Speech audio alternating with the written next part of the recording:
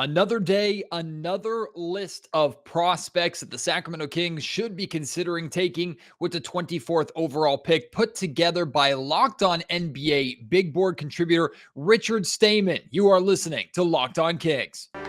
You are Locked On Kings, your daily Sacramento Kings podcast, part of the Locked On Podcast Network, your team every day. And now, ladies and gentlemen, it is that time for another episode of Locked On Kings.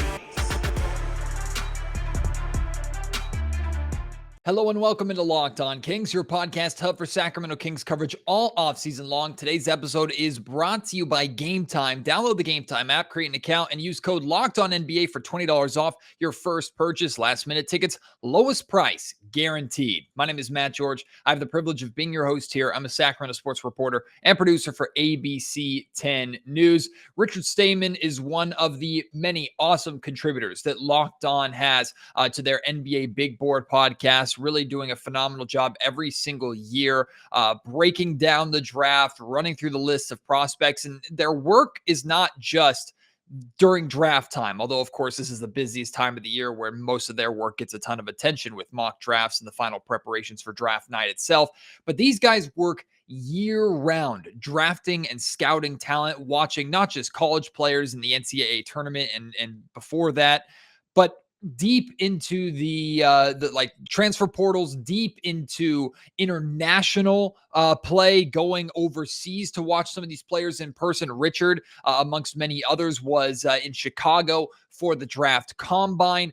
So to get these guys onto Locked On Kings, to get their opinion on these prospects and how they could fit with Sacramento, truly is a treat, especially this time of the year. Richard has 6 new prospects to talk about that we haven't talked about yet here on Locked On Kings, and a couple names that we have discussed already before. So I think you're really going to enjoy today's podcast. A lot of these names you have sent to me or mentioned in comments or in emails or on Twitter that you would like to learn more about. So I think you're really going to enjoy this podcast, and maybe, just maybe, by the end of this podcast, you'll have the guy that you want Sacramento to take with the 24th overall pick. So without any further ado, please enjoy my conversation with Richard Stayman. Around the 24 pick range, we see a lot of guys raised in stock. We see them lower in stock. It really seems to change every single day. But there are draft analysts that look at this entire process and understand consistencies, understand irregularities, and bring that knowledge to people like myself who are just hoping the Sacramento Kings don't mess up a pick. Now, it's harder to mess up 24 than it is to mess up a lottery pick like the Sacramento Kings are used to doing or typically have done in the past. But now with the 24th pick, essentially Sacramento is just looking for someone who they can either stash to develop into something good for the future, or someone who can come in and help minorly contribute to the Kings taking the next step. So to give me some more guys that the Kings should have on their radar, I'm happy to be joined by Richard Stayman. He is one of our great contributors to our Locked On NBA Big Board podcast, just fresh off of the NBA Draft Combine. Richard, welcome to Locked On Kings, my friend. It's a pleasure to have you on. I'm looking forward to hearing your expertise here with this interesting 2023 draft class. Hey, I appreciate you having me. This is always a fun story I like telling, but actually you were the first Locked On show I've ever listened to way back in, I want to say it was 2016, 2015. I was commuting back to school from home and I was like, dang, I'm curious what the Kings are up to. Like, it was just very random and you came on. I'm like, this guy's good. So it's a dream really to be on here. So I appreciate it. See, Richard's smart. He's like, I'm going to tune into a team that's always in the draft, so I can always talk about them and should probably keep tabs on what they're doing so I know what prospect is going to be doomed to go their way. But Richard, now things are a little bit different, right? Because the Kings are in a pretty good position coming off of a playoff series. I don't expect any kind of game changers or world changers, although we're surprised every year by someone outside the lottery that turns into a really, really good player. But we're going to go through like City Sissoko. You have Kobe Brown, Ryan Rupert, Nick Smith, Jet Howard, Gigi Jackson. I think I'm missing one. But you have a list of guys that you put together that you don't necessarily think are perfect fits for the Sacramento Kings, but should be in that 24 pick range that the Kings should be bringing in for workouts or keeping their eye on. Which one do you want to start with, and what do you want to tell us about these guys? Yeah, so I'll start with the group as a whole. The range is very wide. From the combine, what I heard is everybody had this thing where they're like, oh no, this guy's falling. Like I had some people I was talking to, they're like, don't worry, this guy like will be there, this range, whatever. And then I had some people like, well, this guy's going to go way higher. And then I would talk to another person and say, this person's going to go lower. So it's a very wide range in the draft. But let's start though with City Sissoko, who I think has probably one of the very widest ranges in the draft. He could be anywhere from a late lottery pick. I've seen him go in second round in mocks. So he has a very, very wide range. With City Sissoko, the G League shooting guard, that's a position, and I talked to Rafael Barlow about this recently. The shooting guard position is not something necessarily needed by the Sacramento Kings. Of course, they've been burned in the past, drafting for fit versus best player available. If Sissoko is on the board, if Sissoko is available at 24, of course, it depends on which other guys are with him. But is he a talent you think that's good enough or intriguing enough for the Kings to go, we'll figure out position later. Let's try and get this guy and see what he can do? Yeah, I think so. So he's a positionless player more than anything. I'd honestly list him as like a small forward. He did measure smaller than expected. He was listed on all year as like 6'8". He measured in at about 6'6" without shoes. So not too far off, but a little bit less than ideal. But with him, he can do so many different things. And he played the whole G League season at 18 years old, only turned 19 last month. After the season had ended, with him, you get defense, athleticism. There's a lot of playmaking there. He's a really flashy playmaker. Still needs to get more consistent, but there is high level flashes. And on top of that, the jump shot is something that's really where it comes down to where he'll be drafted. If he can shoot, he's a first rounder. If he can't, he's a second rounder. Teams I know in his pro day, the mechanics were a little bit inconsistent. There's a lot of G League people, though, that are very high on his shot. Before the last 9 games, he was shooting 35% from 3, which is a very large sample size. The last 9 games, I think he made 1 of 20. So you can pick your samples there. There's enough hope to believe he can shoot. And if he is that way, he's a true positionless player. Of course, shooting is extremely important, especially for a team like the Sacramento Kings that needs to open up as much space as possible for Fox and Sabonis and others to work. But it's the defense, I think, of Sissoko that's intriguing to the Kings and intriguing to Sacramento Kings fans, because the Kings offensively already are one of the best offenses the NBA's ever seen, or at least they were last year.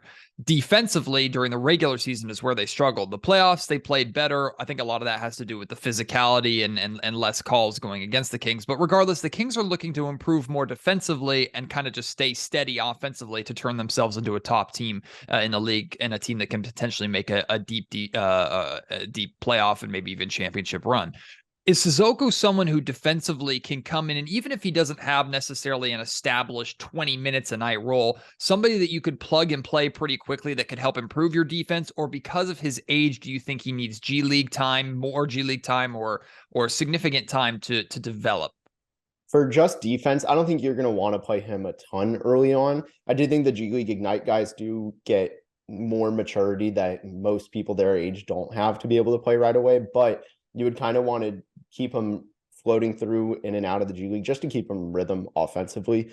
But defensively, if you're just trying to get him 10 minutes here and there, like 5 minutes in each half, honestly, you could really make that work. I do think he can defend up and down the lineup. He can go and guard guards. He can go and take forwards. I think he's pretty versatile in where he can guard on the court too, because he can guard jump shots. He can guard drives. He can help at the paint. Like, there's a lot of room for versatility with him. So the next guy that we're going to talk about that you sent me is Kobe Brown. And I'm glad you brought him up because I haven't talked about him yet, but he is someone that, whether it's in the second round or in the first round, I've seen the Kings somewhat connected to, or there seem to be a lot of mock drafters out there that think that he would be someone on the Sacramento Kings radar. And you talk about polar opposites from Sissoko in terms of Sissoko is younger, Brown is a senior. So I'm personally a fan of drafting players who are older. I know teams tend to shy away from that because they want to have more long-term control over guys, and I get that, longer careers if you're younger. But for a team in the situation of the Sacramento Kings where they're looking to improve immediately and get good improving immediately and continue on their trajectory, maybe Brown, a senior, an older prospect, is what the Sacramento Kings should be looking for. Yeah, I talked to some people that are close with Kobe Brown this last week in Chicago, and I asked them outright. I was kind of blunt about it. I said, for his first 3 years, he wasn't that good. Like, his best year was last year as a junior. where he had 12.5 points a game on 48% shooting, 20.6 from three. This year was his first year shooting above 50% from the field, first year with over 25% from three. And he just improved everywhere in that. He shot 55% from the field, 45.5% from three with a 79% free throw percentage. So like the shot is real. Everything I heard was he put in the work. Like he's been doing this forever. The work ethic is there. It just kind of the results finally caught up to the processes, right? And to me, the prime example, I think, of why that can be real, because a lot of time these upperclassmen who put up these gaudy numbers statistically, they don't always stick because they're just older than their competition. But with Kobe, I look at Herb Jones back from a few years ago, where he shot 7% as a junior from three, ended the year 35% from three as a senior. And now he obviously is a threat to shoot in the NBA. Like, it was real. And I think Kobe Brown is that. And on top of that, he's this 6'7", just massively strong guy who can play both ends, can get to the rim, can shoot. Like, he's a plug and play guy right away. I think, like you said, he's an older player. He comes in and he's a rotation player day one. That's why the idea of old prospects is so funny, because we're talking about a guy who's 23 years old. Sure, that's old for the NBA draft, but you're still years away from your quote unquote prime age in the NBA. And that 23 to 27, 28 range is really where the Sacramento Kings have built their core. So again, you're looking at someone that theoretically you can come in and you know what he does. He's a little more mature. His body's certainly more mature, and you can plug him in. And if he makes the rotation, it's because the Kings are pretty confident that they know what he's going to provide. However, I don't know if you're not making this selection if you don't believe that he's ready to contribute. You're not making a Kobe Brown selection to stash him in the G League for a couple of years and say, hey, maybe a couple of years down the road, he can be what we're looking for. Do you think Kobe Brown, again, someone who could be projected as a second round pick, is someone that could come in, and it doesn't necessarily mean cracking a playoff team rotation right away, but someone who could contribute at the NBA level if his number is called in his first year? I think so. It's just that versatility of he always found a way to either score or just impact the game at a really high level in a very good SEC conference. I think it's possible. And with his draft stock, I mean, I've heard from multiple people they're expecting anywhere from very late 20s to early 30s with him. I mean, he's really climbing in the NBA draft community. Like, I think GMs are ahead of that from where mocks are. I would expect him to really be in the mix for Sacramento, especially if they trade down like 2 or 3 spots. It could really be in play. Like I said at the top of the show, today's episode of the Locked On Kings podcast is brought to you by Gametime. Buying tickets to your favorite sporting events, comedy shows, concerts, whatever it may be, theater shows, it should not be stressful, especially buying tickets last minute. In fact, the longer you wait, the better deals you're going to get on Gametime. They have flash deals for last minute tickets that can save you 10, 20, sometimes $50+ I experienced a last minute flash deal buying San Francisco Giants tickets when I was in the Bay. Saved me $30 a ticket to sit really, really close to the field just an hour and a half before the game started. They're easy to find. You can buy tickets for any kind of event in your area. You will get amazing images of your seat, so you'll know exactly what your view is going to look like, whether you're at a major stadium, at a smaller stadium, at a concert hall. You're going to know exactly what you're going to be looking at, where the stage is, what your angle is, what your view is, any obstructions, things of that nature. It'll be as accurate as possible. And the Gametime guarantee means that you'll always get the best price for that ticket. If you find tickets in the same section and row for less, Gametime will credit you 110% of the difference. Snag the tickets right now without the stress at Gametime. Download the Gametime app, create an account, and use code LOCKEDONNBA for $20 off your first purchase. Terms apply. Again, create an account, redeem code LOCKEDONNBA for $20 off. Download Gametime today. Last minute tickets, lowest price guaranteed. All right, Richard, where we're going next? Pick a guy from this list to tell us a little bit about. Yeah, so let's go with, I'll save you the trouble of saying this guy's name. Let's go with Brandon Podziemski out of Santa Clara, who's obviously, that's close.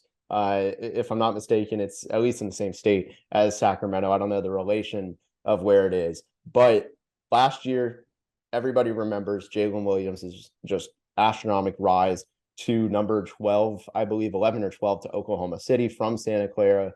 and he had a successor in Brandon Podziemski, who was a top 80 recruit out of he went to Illinois, didn't play. There was a lot of politics behind the scenes of him not playing.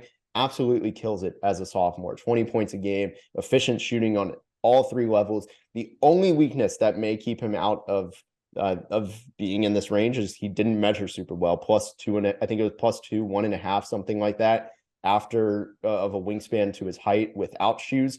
So, the frame's not super friendly, but he is strong and he's unbelievably intelligent, can do just about everything on the offensive end.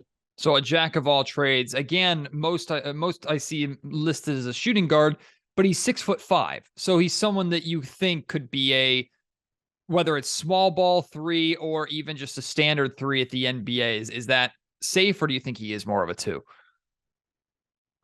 With the Kings, I think he'd actually be able to play the 3. I mean, I think he's strong enough to hold his own. I think that's really where that matters. Like, the NBA is so much, 2-guard lineups, right? I mean, however you want to call the 2-guard lineups, I think he could easily, let's just say, fit in with Fox and Monk, right? Just in the same lineup. Let's just go with that. I think there's a lot of potential to be a solid 3 there. Did you choose him and put him on this list because of you believe this is his range, or do you think he's someone that the Sacramento Kings should be keeping their eye on? I think this is his range. He killed the combine. He came out even in the second day of scrimmages when he absolutely did not have to, and I heard that impressed some scouts. And obviously, not just scouts, I mean, owners were in the building, GM. So, it was up the line.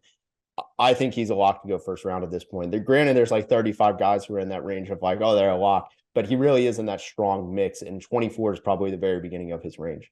Why does that impress scouts and owners and people, general managers, when players play more than they have to? I understand, when you're a top prospect, like Victor Wembanyama doesn't have to work out for anybody, but I understand why teams would want to get him in and take a look at him and things like that. But when it comes to someone like this, does that just say they love hoop, they love to play basketball, and we want someone who's that dedicated to the game? Is that what it is, or what's the difference there? Well, I guess there's two factors, right? First of all, it's the competition, where it's really the best group of guys into these guys' supposed draft range, right? So if you're a mid second round pick and you played really well on the first day, a lot of guys in this era, they say, load management in a way, that's just kind of where we are in the NBA era. And for Podziemski, not only did he play very well against his peers 2 times, but he also, it shows a motor. It shows, like you said, the love of the game. It shows he's out there for, he likes winning. He's hungry to be better every single time and prove that he can improve from every single last game. And if you can get 1% better, that whole cliche, if you really do apply that in today's, in a way, it comes off as non-competitive for a lot of guys. If you can do that, it really does stand out. Let's move on to, I've heard it pronounced as Ryan, and I've also heard it pronounced as Rayan Rupert. What do you know about him, and what do you think about him for 24? Yeah, so Ryan Rupert is an interesting guy. He's been working out in Dallas. I haven't seen him, but I have been talking to people that have been working with him. He's very young for his class. Has a ridiculous frame. He measured, let me double check this on the combine list, but he had 7'2" wingspan with 6'6" in shoes. So just absurdly long arms. He's one of the best defenders in the class. I think he won some awards in the NBL for best young defender. He has a runner and a little floater. The problem right now is just that he's not much of a shooter, and he's really growing there. But again, he's so young that you might be able just to make it work and say, we can develop that. So he's someone that if the Sacramento Kings were to take him, and I've heard kind of Gigi Jackson talked about the same way, he's someone that in the situation of the Kings, maybe it doesn't make sense for him being an instant contributor to help this team in the playoffs, but maybe for the first time in a long time, the Kings are in a position where, since they have an established core, they can take a young project, stash him in their G League, or kind of grow him and take the time they need to develop him without having to put too much on his shoulders or put too much pressure on him to be good right away and to be a savior of the franchise. Is that what we're looking at with this guy? Yeah, most likely. You find, kind of like we were talking with City Sissoko, you might have a similar outcome, right? Where it's he might be able to just come in, play 10, 15 minutes of just liked out defense and pass the ball too. But you want him kind of getting his rhythm in the G League. He really needs reps for his shot. But I mean, he's so young. He turns 18 the last day of May. Or I'm sorry, he turns 19 the last day of May. So he will be 18 or 19. I keep saying 18. He'll be 19 his whole rookie season, which is just unbelievably young. Like that is and if you can develop him, and honestly, Sacramento, like I know nationally they don't get the reputation, but let's be real, Sacramento's done a good job at least of finding these role players to develop. I think he'd be a good fit there. I don't know if you know the answer to this question. What is the deal with French basketball and all the prospects they're turning out? Like the amount of talent coming out of France for hoops right now is pretty incredible. Yeah, I don't have the answer. I just assume they've got some quality trainers. I mean, the guys, they found what works, right? Tony Parker, you can just keep going down the line. I mean, Nick Batum, Rudy Gobert, obviously, like they found at every position something that sticks, and they repeat it, and they've really drilled in these guys. And I guess the players also, it's a two-way street. The players also work hard. It's really fun too, there have always been European players and international players in the draft. And in fact, the Sacramento Kings have a pretty successful history of drafting European players, Peja Stojakovic, Hedo Turkoglu, things like that. But to see more and more international talent entering the draft, coming into the league and dominating the league. You could argue the top three players in the league are three of the best players in the league right now: Luka, Giannis, Nikola Jokic. Like, we're talking international European talent that's not necessarily taking over the game of basketball from the United States, but it's just cool to see the amount of talent internationally that's coming into the NBA whenever they're ready and dominating. Like, I think that's amazing for the sport. Yeah, I mean, dude, it's a global game through and through. And anybody who watched The Last Dance, you know, they talk about going overseas, and like that really did change everything. And we're still seeing the effects almost 35 years later, 30 years later. How about Nick Smith? Tell us about Nick Smith a little bit. Not the most international of names. very American Nick Smith. Yeah, Nick Smith's an interesting one. So he was like a top 1-2 recruit for this last class, which if you haven't figured out by now, like this freshman class is very strong. So that is very high praise. With Nick, the issue for him is Arkansas was kind of, for spacing, it was a disaster. It was still a good season for them, but their big men didn't shoot. Their big men weren't the most powerful role players, or not role players, but role men. I should say, like pick and roll, not the role player label. But, you know, so I think a lot of guys got hurt by that. Nick Smith's game is entirely dependent on getting open shots, being able to rely on there's 5-out offense. They just didn't do that. So some of his weaknesses got overly exposed, I would say, such as he's not very good in the pick and roll right now. And really, he only can score out of the pick and roll. And even then, it's like an okay skill. But also, again, hard to do it when your bigs are kind of swarming you and you always have to have these tight contests on you. And he has some bad habits he has to clean up. Defensively, it's a little bit of a project. But ultimately, you're hoping this guy can become just a complete scorer. And that's really the gamble with him is, will the weaknesses outweigh, or like go away with NBA spacing, and will the shooting outweigh it?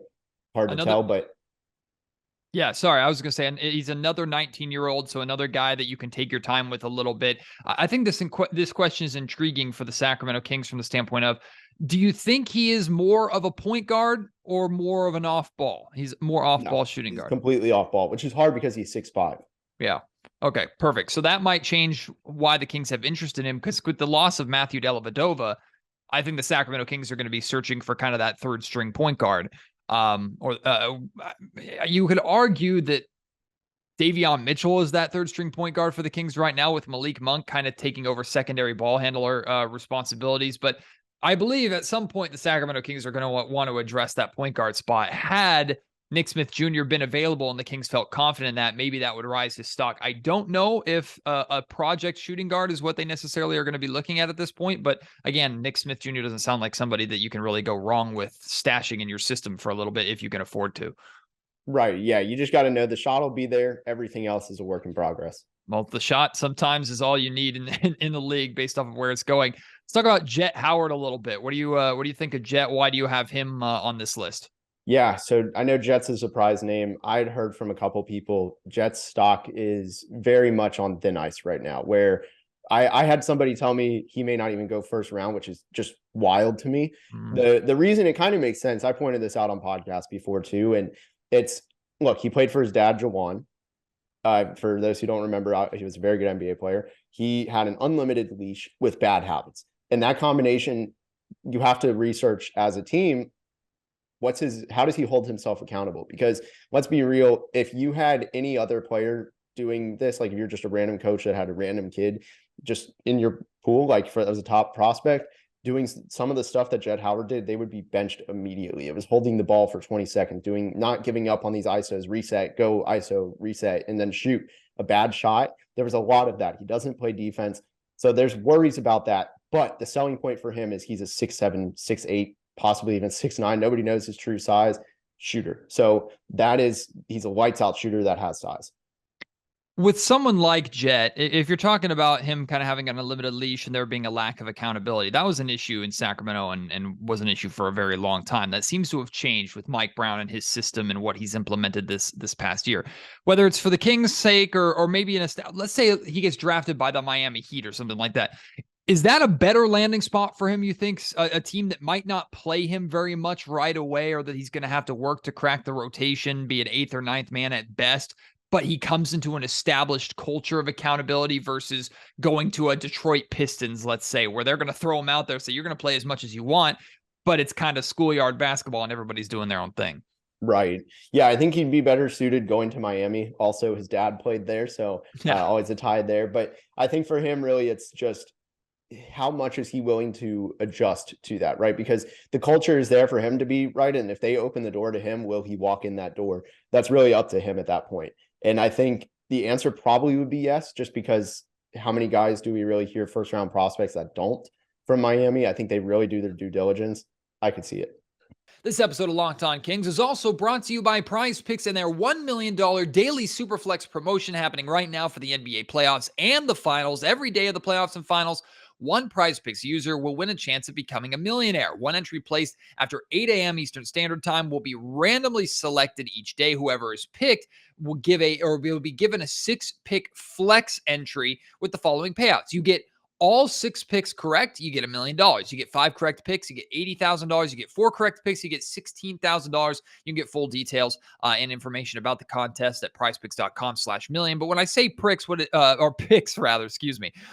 is, you pick 2 to 6 players, and if they will go score more or less than their PrizePicks projection. So, for example, if the projection for the Western Conference Finals game tonight is like LeBron James 31.5 points and Nikola Jokic 28.5 points. Let's say you take the over on both of those, up to 6 people, 2 to 6 people. If you get those right, you can get 25 times your money on any entry. No competing against other people. It's just you versus the projections available. Entries can be made in 60 seconds or less. It's that easy. They offer safe and fast withdrawals, and the site is operational in over 30 states and in Canada. Download the PrizePicks app or go to prizepicks.com. Sign up today to play free dailies fantasy sports, and first-time users can receive a 100% instant deposit match up to $100 with promo code Locked On. If you deposit 100, PrizePicks will give you 100. You deposit 50, PrizePicks will give you 50. Don't forget to enter promo code Locked On at sign up for an instant deposit match up to $100.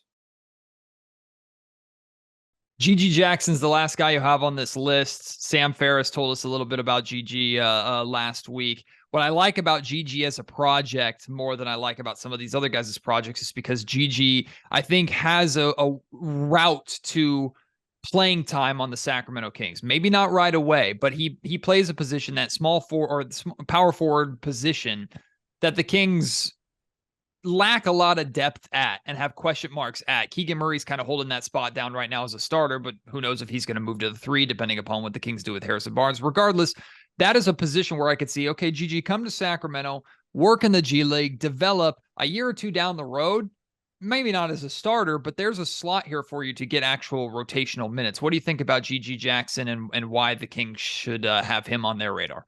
Yeah, he's the youngest player in the draft. He turned 18 in December, so he played the entire first month of college basketball at 17 years old. He has creation ability, has a very nice he move with both hands.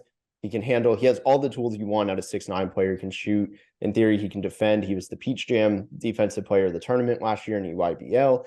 He has handles. He can score at the rim. He can shoot. The problems are for him is there's just so much consistency issues. And then also, will he adjust? He went on Instagram Live complaining about his role. He did hold himself accountable afterwards because he's also working in Dallas. And I do know that he's been, very upfront about that, acknowledging he was wrong. The problem really lies with him, or there are 2 things. One, I saw this in Chicago when I watched his pro day up close. His mechanics are not consistent at all. The jump shot releases sometimes in the middle of the head, sometimes to the left or right side, ever so slightly, and he just doesn't get that same shot. So he's got to work on that, but he's 18, so like you can bank on that, I think. But also is really just the habits he has. He is very shoot first. One play at the combine, I think, completely exemplifies that, is in the 3-on-3 full court drills. He sat in the paint, pump faked a few times, looked out, pump faked more, and then shot it. It was like 8 seconds. And the one time I wish they would have called 3 in the key in a non-NBA situation. But it's that stuff he has to fix. He has to be a better passer. Sounds like there's multiple areas of his game, like you just mentioned, that he needs to develop and improve. But if he's going to be someone that draws the attention, especially if he spends time in the G League, typically NBA players will show their NBA players in the G League by dominating in certain areas statistically or via eye test or whatever. What is the one thing that you think Gigi is going to need to dominate in or really showcase in his development if he wants to have a chance of really becoming an NBA player?